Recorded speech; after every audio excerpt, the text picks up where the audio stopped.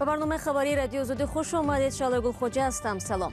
نخست توجه نمایید به سرخط موضوع امروز 11 سپتامبر. مقامات انتظامی گمانبران تجاوز دختر 4 ساله در شهر ترسونزاده را بازداشت نمودند. بانک اوراسیایی رشد میگوید سال جاری کاهش انتقال پول مهاجران تاجیک به وطن رشد اقتصادی تاجیکستان را ضعیف کرده است. و ساکنان دهاي در ҳисор عزم دارند که از بالای رود کافرنیان پول بنیاد کنند، اما برای ادامه ساختمان به کمک نیازمندند. ممکنه طرفی دولت شود، ممکنه طرفی حکومت شود یا جماعت شود. خواهش داریم که یاردم کنم. پس از یک ماه سر و صدا درباره تجاوز شدن دختر 4 ساله از جانب خویشاوندان نزدیکش در شهر ترسونزاده 2 نفر را دستگیر کردند. گمانبران عمک و عمه دختر هستند. جانب دیگری بحث قبلا ادعای دستدرازی به ناموس برادرزاده خود را رد کرده آن را تلاش انتقامگیری عروس پیشین خانواده دانسته بودند. قضیه تجاوز این خردسال امروز در حضور رئیس مجلس ملی تاجیکستان نیز در حال بررسی شده است که تا نزدیک به 1 ماه مقامات دولتی به این قضیه واکنش نکرده بودند.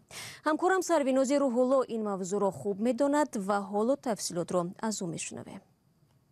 حادثه آخر ماه گذشته توسط رادیو آزادی رسانه‌ای شده بود و دقیقاً هفته پیش نیز در یک مراجعت ویدیویی بابا و بیبی این کودک 4 ساله از پرزیدنت امامعلی رحمان و شهردار دوشنبه رستم امامعلی خواستند که عاملان این جنایت سنگین پیدا و جزا گرفته شوند. در پی صبح امروز دادستان کلی تاجیکستان خبر داد که 2 نفر از خویشاوندان پدر این کودک 4 ساله را بازداشت کرد. سرویناز متهمان دستگیر شدند، اما عیبنامه رسمی نسبت آنها اعلام کرده است یا نه؟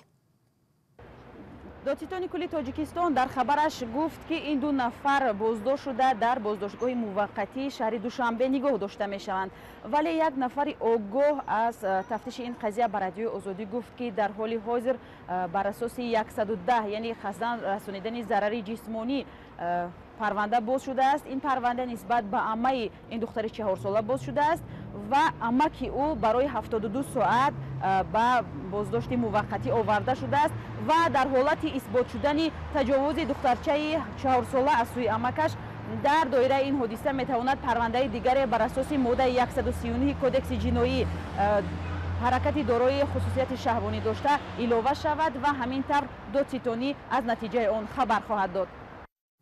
سرویناز روح‌الله همکار ما در دوشنبه بود. در صورت اثبات شدن تجاوز به ناموس کودک مجرمان را جزای خیلی وزنی از 2 تا 20 سال زندان و یا حبس ابد منتظر است. ما این قضیه را پیگیری خواهیم کرد. گروهی از کاربران رادیو آزادی با فرستادن نواری از ابخازستان برای بیرون آوردن آنها از این منطقه کمک میخواهند. این مهاجران تعداد خود را 10 نفر میگویند که ماه‌های طولانی بنابر پاندمی کرونا ویروس بیکار و بجای خواب ماندند و انتظار بازگشت به وطن هستند. آنها از مقامات تاجیک درخواست دارند که در انتقالشان به تاجیکستان مساعدت کنند. امدادخواهی مهاجران در حالی است که از ماه مارس به این سو راه‌های هوایی و زمینی بین کشورها بسته است. تنها هواپیماهای چارتری از روسیه و برخی از کشورهای دیگر برای به وطن بازگردانیدن شهروندان درمانده پروازها را انجام میدهند. سلام، اگر خط و خبر میخواهید ما داریم. نوید بامدادی، سرخط خبرها، اخباری تاجیکستان و جهان، گزارش ها و تحلیل ها. چی میگذرد و چرا؟ دانستن فهمیدن است. ضمیمه یا اپ ما را بگیرید. خبرهای رادیو آزادی را پیگیری کنید.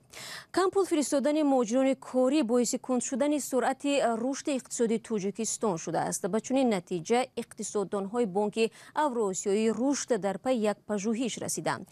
همکارم عبدالله اشورов شورای اقتصادی رادیو آزادی با محتوای این پژوهش آشنا شد و قبل از آغاز برنامه با چند سوال به او را آوردم تا فشرده نتیجه های تحقیقات را بیان کند. سلام، بله دقیقاً همین خیلی است شهلا. بنابر گفته پژوهشگران بانک اوراسیایی رشد که تاجیکستان هم عضو آن است، پولهای انتقالی مهاجران کاری تاجیک از خارج به 30% مجموع محصولات داخلی تاجیکستان برابر است.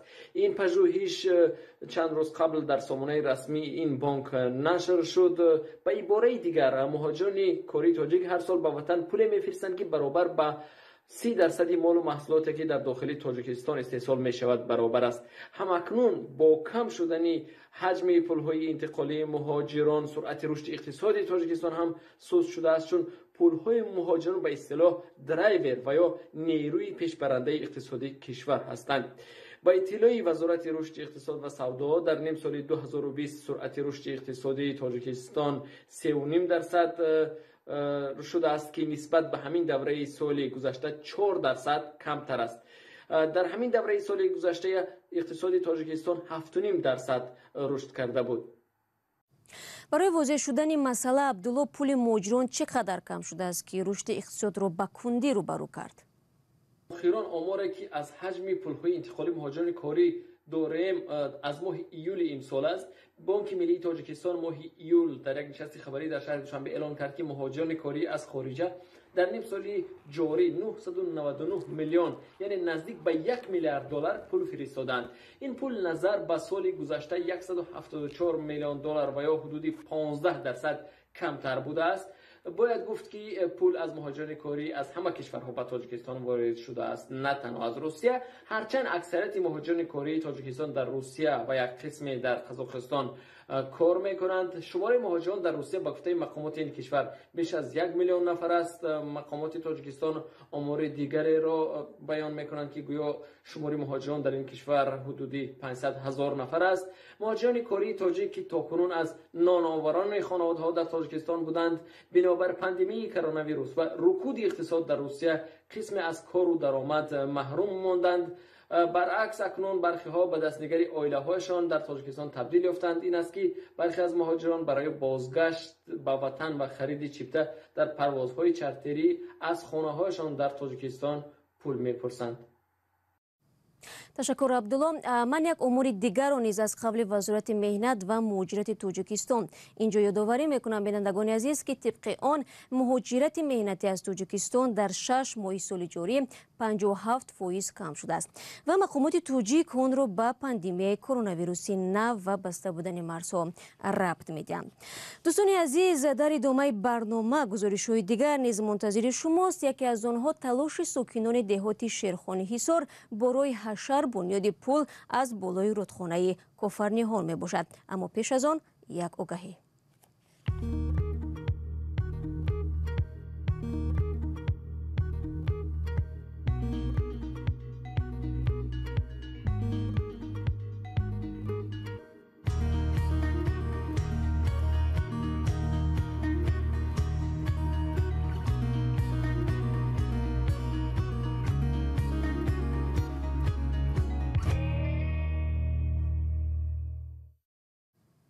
شما برنامه خبری رادیو آزادی را تماشا دارید.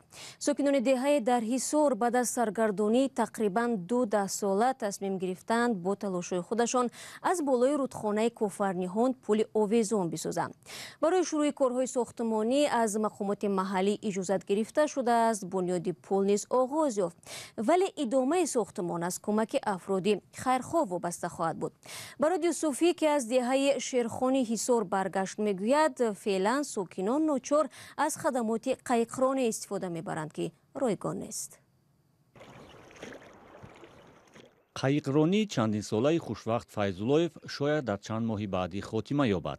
پیشه‌ای که همراه با پدرش تقریباً 17 سال برای عبور و مرور ساکنان دهه شرخانی ҳисор از بالای رودخانه کوفرنیهان به سمت دوشنبه کمک میکرد. میگذارم 10 نفر 15 نفر قدمش مقصد ضروریه، کار دورا میگذارد، ندارد هیچ حالتی بود که شبونه گذراندگیم. سبب ختم شدن کار فیض‌الله آن خواهد بود که پس از 17 سال انتظاری ساختمان پل آدمگذر بالای رودخانه کوفرنیهان در کنار دهه شیرخانی ناحیه ҳисор شروع شده است. ساکنان دهه پس از اجازت مقامات به طور ҳашар و کمک مردم به آغاز بنیاد پل دست یافتند. ما مراجعت به شهر ҳисор کردیم برای حجتگذاری، لیکن این مرز معماری رودکی بود و یا ما رو دستگیری کردن، البته و یا با دستگیری و یا ما رو نوحه رودکی کردن. من شخصا به پیش رئیس نوحه رودکی اکرمزاده در اومدم. آن شخص بهترین مردم ما مثال دستگیری نموده، در یک روز قرار گرفته داد. راه ساکنان دهه شیرخانی تا دوشنبه از بالای دریا 13 کیلومتر است вагарна маҷбур мешаванд барои расидан ба душанбе аз тариқи ҳисор бештар аз 50 километрро тай кунанд. ҳамин хали турба ози якум шумо задаги мана ин дуюм шай 5 тай дига то анам ҷое ки қайиқ оз дидасте то ҳамуҷара 5 тай дига мешавад. баъди вай 2 тай дига пояу ай ду тарафи об мешавад бо ай хушки ай тараф ҳам мешавад ай тараф ғайри ин 5 турба бо ҳарфи т мешавад болоҷа швелер мемонем швелере хак оз вайра инженермон гап мезанад мисол масофаи чанд қа 25 30 300 мешавад вай номаълум. сокинони деҳаи шерхонӣ барои оғози пули одамгузар сармоя доранд ва мунтазиранд ки барои анҷоми муваффақонаи он афроди хайрхоҳ барояшон кумак мекунад. ممکن است طرفی دولت شود ممکن است طرفی حکومت شود یا جماعت شود خواهش داریم کی یاردم کنه ما با дар сурати бунёди пул ҳамзамон бо сокинони шерхонӣ роҳи мардуми деҳоти кӯҳнабой сумбула ва боғ низ барои расидан ба деҳоти ҳамшафати соҳил ва шаҳри душанбе ба маротиб кӯтоҳ шавад. аммо феълан қайиқ ягона воситаи кӯтоҳ кардани роҳ дар ин маҳал боқӣ мемонад. 6 моҳ пеш яъне 11 март созмони ҷаҳонии тандурустӣ эълон кард ки сирояти COVID-19 саросари ҷаҳонро фаро гирифта ба пандемия табдил ёфтааст. донишгоҳи амрикоӣ ҷон ҳопкинс мегӯяд дар ин муддат наздик ба 28 миллион нафар дар тамоми дунё ба ин беморӣ гирифтор шуданд. 9 сентябр шумораи фавтидагон ба беш аз 900 000 нафар расид. дар тоҷикистон низ ҳамарӯза омори сироятшудаҳои ин беморӣ аз ҷониби вазорати тандурустӣ навъ мешавад. дар шароити пандемияи коронавирус сокинони кишвар 11 октябр барои интихоби президенти Тоҷикистон пои сандуқҳои овоздиҳӣ мераванд. Сарвинози Рӯҳулло ва Шаҳлои Абдулло дар ин бора гузориш доранд. пас аз як моҳ дар Тоҷикистон интихоботи президентӣ баргузор хоҳад шуд. аммо ба фарқ аз солҳои пеш имсол ин маъракаи сиёсӣ дар шароите баргузор мегардад ки тамоми ҷаҳонро бемории коронавирус фаро гирифтааст. дар аксари кишварҳо аз ҷумла дар Тоҷикистон низ баргузории ҳама гуна чорабиниҳои серодам манъ шудааст. мақомоти тоҷик мегӯянд баргузории маъракаи интихоботӣ дар ин давра дар кишварҳои дигар таҷриба шудааст. комиссияи марказии интихобот ва райпурсӣ гуфт ки ин чорабинии сиёсӣ дар чаҳорчӯби риояи қоидаҳои беҳдоштӣ баргузор мегардад. аммо дар ин ниҳод дар посухи расмӣ ба радиои озодӣ чӣ гуна роҳандозӣ шудани чораҳои беҳдоштиро шарҳ надоданд.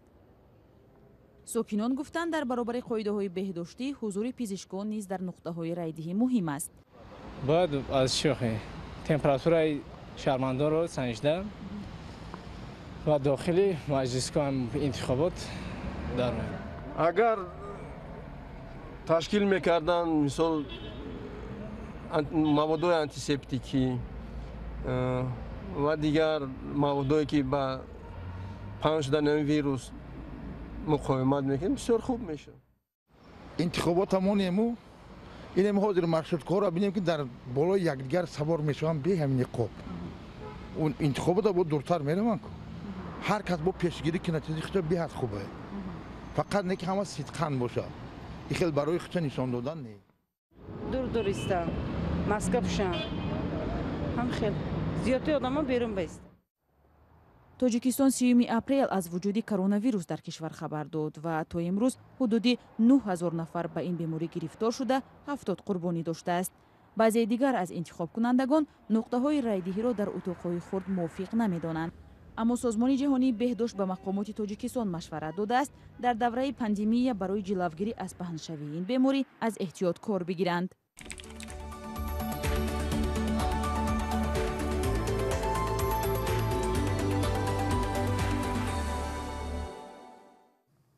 ва дар шаҳри душанбе рӯзҳои 28 ва 29 сентябр ҷаласаи навбатии комиссияи байниҳукуматии Тоҷикистону Ӯзбекистон оид ба ҳамкориҳои тиҷориву иқтисодӣ ва иҷтимоиву фарҳангӣ баргузор мешавад. тафсилот дар вебсайти мост. дар ин ҷо барномаи имрӯзро ба поён мебарем. шумо бинандагони азиз чун ҳамеша метавонед ахбори бештар аз инро дар сомонаи радиои озодӣ зернишони www.ozodi.org бихонед ва наворҳои рӯзро дар озодӣ видео канали мо дар ютуб бубинед. бароятон дар 2 рӯзи оянда истироҳати бо фароғат мехоҳам. то мулоқот дар ҳафтаи нав. худо нигаҳдори ҳар яки шумо.